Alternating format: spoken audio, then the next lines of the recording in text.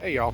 So should have taken a video before I did it, but just changed out the Serpentine belt on I got an '08 Impala SS, the 5.3 V8 in it.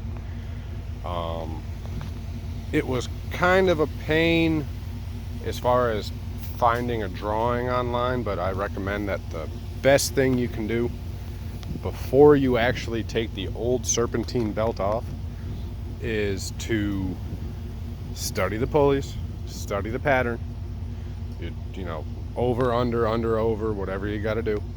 Because if I didn't, I wouldn't have trusted any of the drawings that I found online, because I mean, there was a couple I found that said it was an '08 Impala, but it was a supercharger, and I was looking stock, nothing fancy or crazy like that. But yep, so the '08 Impala SS, that nice old V8 in it, LS, she drinks, but she goes.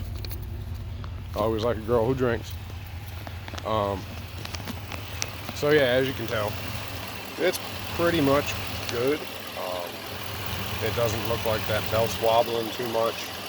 You can see the pattern, and the main thing you know it's not skipping is when pulley here, pulley there. I know it's got teeth on it, the V-belt, so it's gonna sit in. You just want to make sure that even on your pulleys that don't have teeth on them, that it's pretty much centered up. I mean, as long as it's not brand new, which it's not going to be brand new because they don't make these anymore, but or at least not this model. That is pretty much lined up with the old wear marks, and as you can tell, it is. I mean, freaking perfect, good to go. So yeah, the main thing that I struggled with was because this is my first time doing it on this vehicle, and there is no extra space. I mean, it's a 5.3 V8 LS1 motor. It's a lot of motor for a sedan, and the tensioner pulley is actually down there in the back. You can see the spring right there, and I know there's a couple other videos on here that talk about it and show easy ways. I've seen some where they take that bolt off right there, and I just didn't trust it because if you ever done struts before, it's like release and tension on a spring like that, shock, spring, strut, don't matter what. Something can go wrong, or it can go really great, and I didn't want to take that chance. So I found a video where instead of taking that bolt off there, you look, and there's supposed to be, you can see this hole, and yeah, this one, and oh no, I'm sorry, that one and that one right there. There's a little plastic shield that goes over there that protects your pulleys from getting road wear on them. You don't want rocks up in there getting in there between your pulley and your belt and causing all kinds of havoc.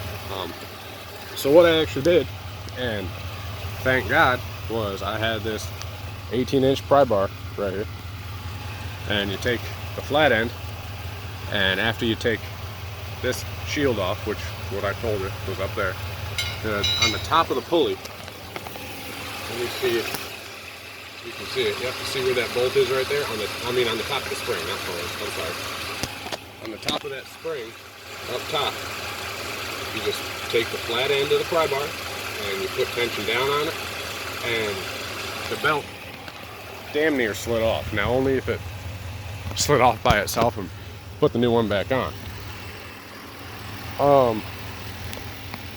Taking it off was no problem once I figured out how to do it. Of course, as you can tell, tried to take the tire off, jack it up. I put it on blocks because I don't have a hard level spot to park the vehicle on while I work on it. So jacked it up, put it on blocks, just because I was taught that way. Piece of wood in between the cinder block, because it makes sense to me. So yeah, I put that up there, and it was good to go. Made sure I had enough clearance so I could slide my tire off and put my tire back on without having to adjust those cinder blocks. Yeah, so I took the tire off, got my pry bar pried down on it, belt slipped off. The pain in the butt part was putting the belt back on. Now, like I told you before, let me see if I can find it. I got a handy dandy little journal here filled with projects of mine.